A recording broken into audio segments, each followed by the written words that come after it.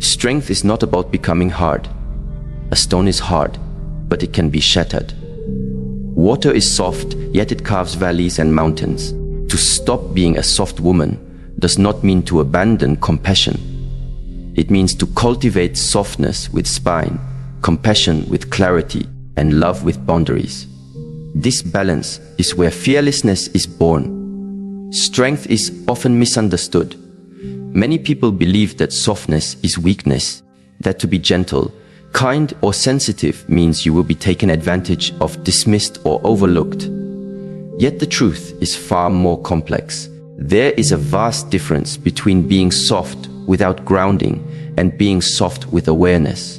The first leads to fragility, the second leads to wisdom. To stop being a soft woman in the sense of fragility is not to abandon gentleness. It is to give it a foundation of discipline and clarity so that it becomes strength. Consider for a moment a tree in the midst of a storm. A brittle tree that has never been rooted deeply in the soil will snap at the first strike of wind. Yet another tree, equally tall and graceful, bends, sways, and moves with the storm, its roots holding firmly in the ground. It has both softness and stability. This is the quality that must be cultivated in life. Without grounding, softness easily turns into passivity, into pleasing others at the cost of your own integrity, into saying yes when you mean no. But when awareness is present, softness becomes conscious. It becomes a choice rather than a habit. It allows you to respond rather than react, to listen without losing your voice, and to love without losing your boundaries. Awareness is what transforms softness into wisdom. To be aware is to know yourself deeply enough that your gentleness does not come from fear of conflict, but from strength of character. For example, a woman who fears rejection may smile and agree with everyone, not because she truly wants to, but because she is afraid of losing approval. This is softness without grounding. On the other hand, a woman who knows her values and her worth may smile just as often, but her smile comes from genuine compassion, not from insecurity. She is not afraid to say no, to withdraw from relationships that drain her, or to hold firm when challenged. Her softness is alive because it is carried by awareness. This awareness does not come overnight. It is cultivated through practice by paying attention to how you act in small situations. Do you agree with things you do not believe in simply to keep the peace? Do you hide your feelings out of fear that others will leave? Do you avoid difficult conversations because they feel uncomfortable? These are not signs of kindness. They are signs of softness without foundation. The real work is to notice these patterns, to breathe, and to ask, am I being true to myself right now? This simple question begins the process of grounding. Once you know yourself well enough to answer honestly, your softness gains depth and becomes wisdom. Strength is not aggression.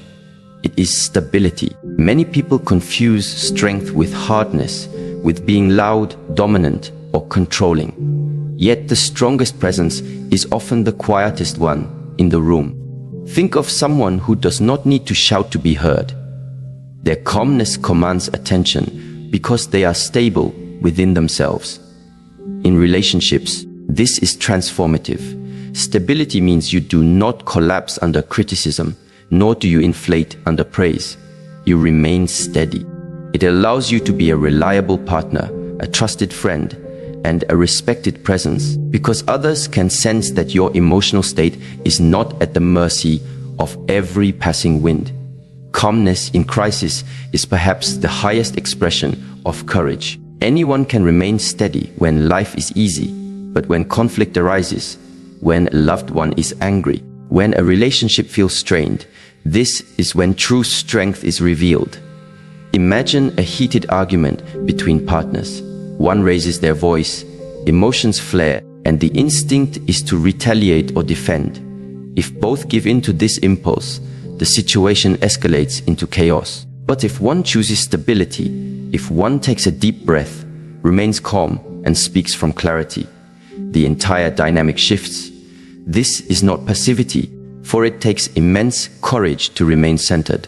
When provoked, it is strength without aggression, stability in the midst of turbulence. In such moments, calmness becomes contagious and the storm begins to quiet. This stability is not only psychological, but also physiological. The body reflects the state of the mind, and the mind is shaped by the body. Posture, breath, and movement are powerful teachers of resilience. If you walk with slumped shoulders, shallow breathing, and tension in your body, your mind mirrors this posture, creating feelings of insecurity and helplessness. Conversely, when you stand tall, open your chest, breathe deeply, and move with awareness, your body signals strength to your mind, and your mind responds by becoming more stable. This is why practices of physical discipline, whether martial arts, yoga, or simple mindful breathing, are not merely exercises for the body, but training for the spirit. Breath is especially powerful. When fear arises, breath becomes shallow and rapid, triggering the body's stress response. If left unchecked, this state governs your thoughts, making you reactive and unstable. But when you consciously slow down your breathing, lengthening each exhale, the body calms, the heart rate steadies, and the mind clears. This physiological shift creates the space to respond instead of react. It allows you to embody strength without aggression. In relationships, mastering your breath is mastering your presence. When tension rises, the one who breathes deeply becomes the anchor for both. Movement too plays a role. The way you carry yourself communicates strength or weakness before a single word is spoken. A woman who walks into a room with shoulders back, chin level, and a composed presence is perceived very differently than one who shrinks into herself. The body speaks to others and to your own mind. By practicing movements that embody strength, slow, deliberate, grounded, you train your nervous system to feel stability even in moments of uncertainty. This is why martial traditions often emphasize forms, stances, and controlled movement. They are more than physical drills, they are lessons in stability. There is a story often told of a master who poured a cup of tea for his student, filling it until it overflowed. The student protested, saying, "It is full, no more will go in." The master replied, "Like this cup, you are full of your own opinions and fears. How can I show you strength until you empty yourself?" This story reveals something essential. To find stability, you must first let go of the clutter within. Old fears, insecurities, attachments to the approval of others. Only then can strength flow naturally. In relationships, this means letting go of the need to control, to dominate, or to constantly be validated. It is the emptiness of insecurity that drives drama and conflict. When you release these, stability takes root. Strength of body, strength of mind, and strength of spirit are interconnected. If your body collapses, your mind collapses. If your breath is unstable, your emotions are unstable. To build resilience, you cannot ignore your physiology. Practice standing tall, practice breathing calmly, practice moving deliberately. Over time, these small acts reshape not only your body, but also your psychology. And as your body and mind align, you discover that strength is not something to force. It is something you already carry, waiting to be expressed. Fearlessness grows not from denying fear, but from meeting it with clarity. Many people think being fearless means feeling no fear at all, but that is a misunderstanding. Fearlessness is the willingness to act in spite of fear. It is the clarity to see fear for what it is, a natural response of the mind and body to uncertainty, not a command to stop living. When fear arises, clarity allows you to recognize it, breathe with it, and move forward anyway. This principle applies deeply in relationships. The fear of rejection, of abandonment, of conflict. These often dictate behavior. A woman may avoid speaking her truth because she fears pushing someone away. Yet this avoidance only deepens the fear because she never learns that she can survive discomfort and remain whole. Fear diminishes when faced directly. Clarity reveals that discomfort is not destruction.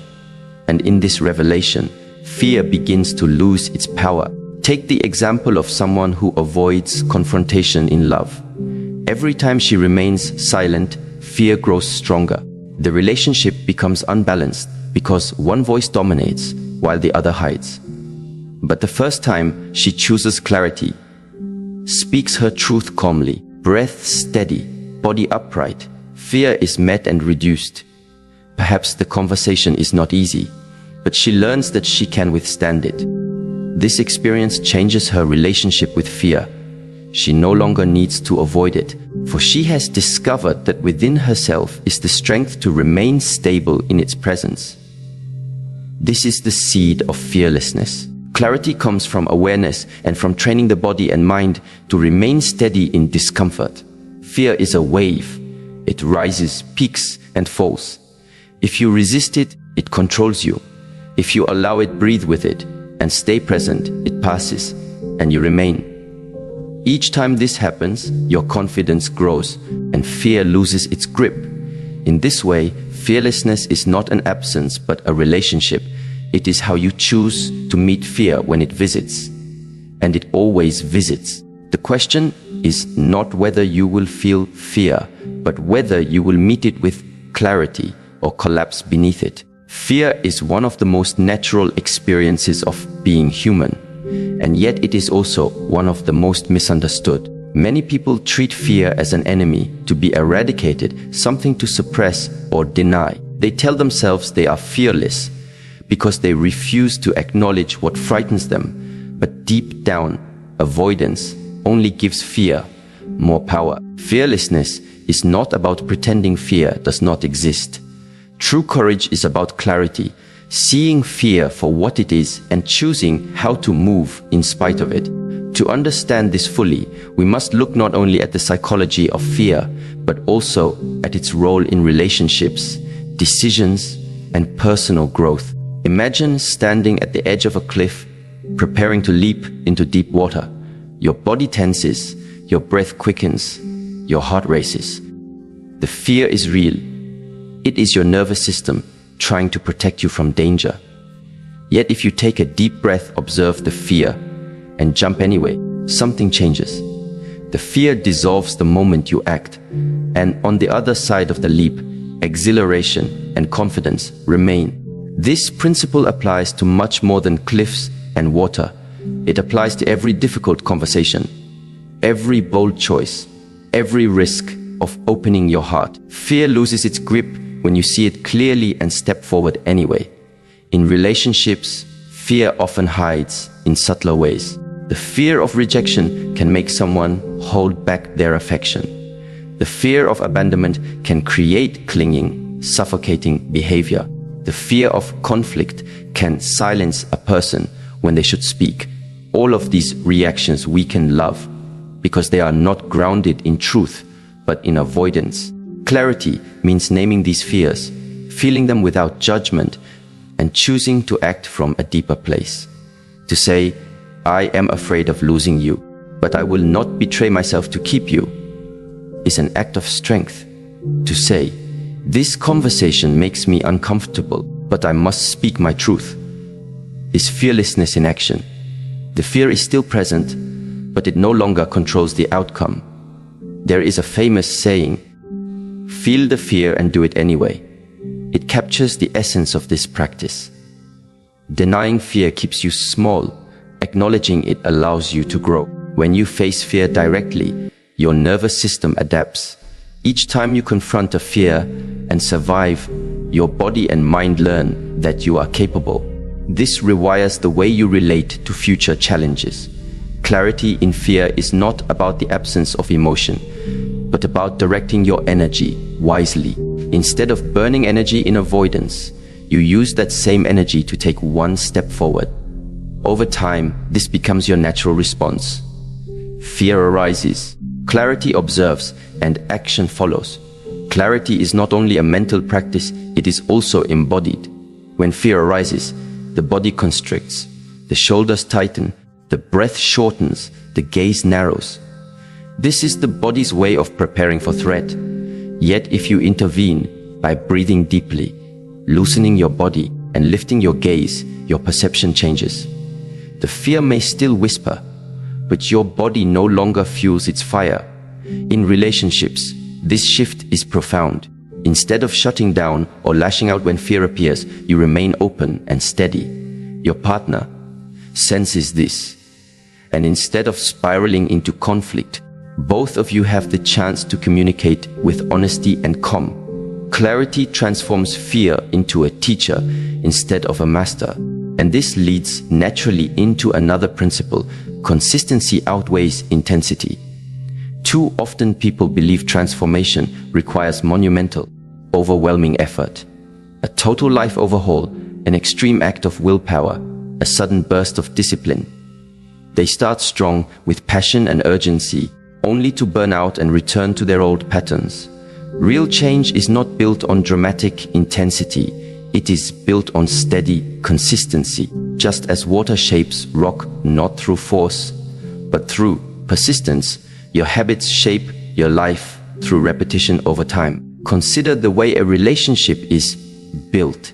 It is not the grand gestures once in a while that determine its strength. A surprise gift or a romantic trip may feel wonderful, but they cannot sustain connection on their own. What truly matters are the daily habits, the way you listen with presence, the way you greet each other in the morning, the way you handle small disagreements with care. Consistency in these small moments creates trust, and trust is the foundation of any relationship. Without consistency, intensity is empty. A partner who showers you with attention for 1 week and neglects you the next creates instability. But a partner who shows up steadily with reliability and presence creates safety and love. The same is true in your personal growth. It is not the one day of extreme discipline that shapes you. It is the accumulation of small, repeated practices. There is a story about bamboo that illustrates this principle. For years after planting, bamboo shows almost no visible growth above the soil. Yet beneath the surface, it is spreading roots, preparing a deep and stable foundation. Then, in a short span of time, it shoots upward, growing rapidly. The sudden growth is only possible because of the years of unseen consistency underground. In life, people want the rapid growth without the steady preparation, but that is not how nature works. Your consistency, often invisible, is what prepares you for moments of visible transformation. In practical terms, this means choosing daily disciplines that align with your values. It could be as simple as taking 5 minutes every morning to breathe deeply and center yourself, journaling your thoughts before bed, or committing to honest communication in your relationships, no matter how small the issue. These practices may not feel dramatic, but over time they reshape your nervous system, your mindset, and your habits. The key is not how much you do at once, but whether you return to it consistently. The body learns through repetition, the mind strengthens through repetition, and love deepens through repetition. Intensity may excite, but consistency transforms. This principle also frees you from perfectionism.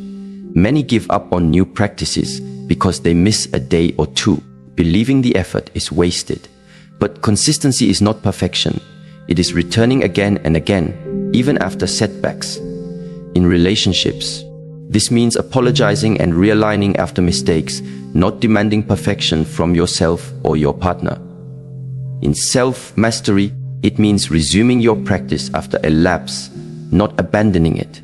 The measure of growth is not in never falling, but in always returning. From here we move naturally into the role of emotions, because it is emotions that most often disrupt both clarity in fear and consistency in practice.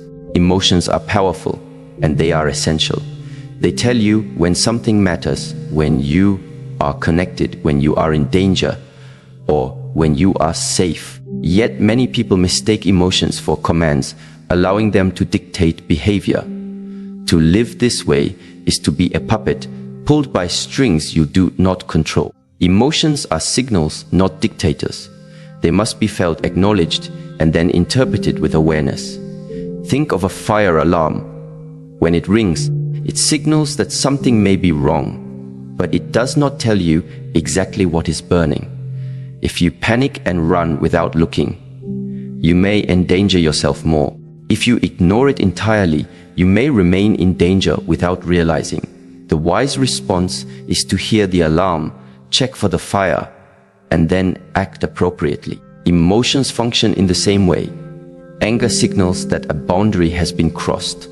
Sadness signals that something valuable has been lost. Fear signals that something feels uncertain. Joy signals alignment with what you value. But none of these signals dictate the correct response. That choice is yours if you remain aware. In relationships, this distinction is vital. If anger is treated as a dictator, it may drive shouting, harsh words, or withdrawal. If it is treated as a signal, you can ask what boundary is being crossed. How can I express this clearly and calmly? The same applies to sadness.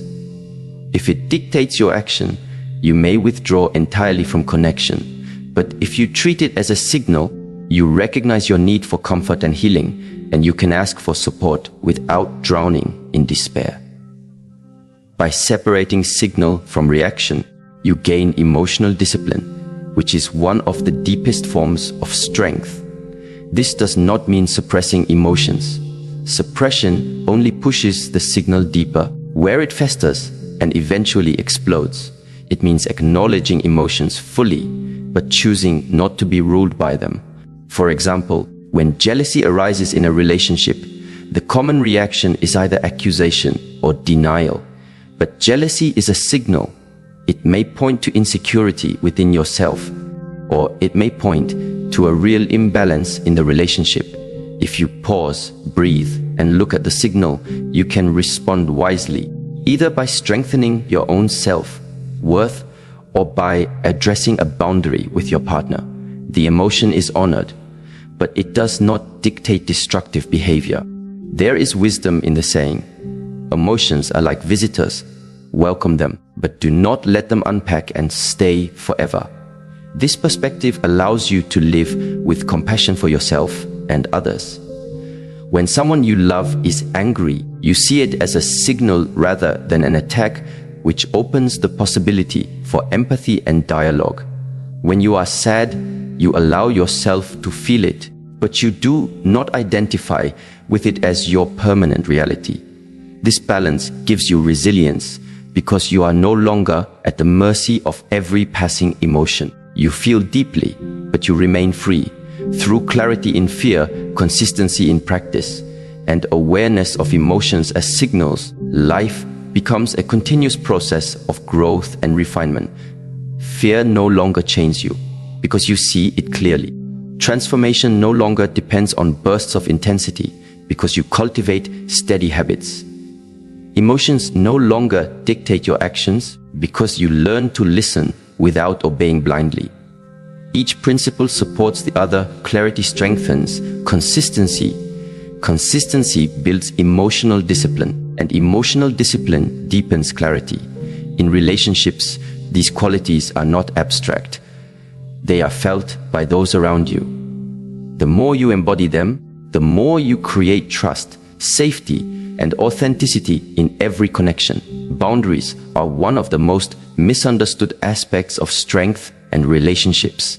Many people believe that to love deeply, they must remove all barriers, open themselves completely, and give without limit. Yet, what often follows is exhaustion, resentment, or even a sense of being taken for granted. The truth is that boundaries are not walls meant to shut others out. They are doors that decide who enters and how far. Without boundaries, relationships lack structure. With them, love can flow more freely, because it is guided by clarity and mutual respect. Think of a house with open windows and no doors. Anyone can walk in, rearrange the furniture, take what they like, and leave chaos behind. The house is not more welcoming for lacking doors. It is more vulnerable, less safe, and less respected. But when a house has doors, visitors must knock, and entry is granted with intention. The presence of a door does not make the house less warm. It makes it more secure, allowing those inside to welcome others with peace of mind. Boundaries function the same way in our lives. They do not mean we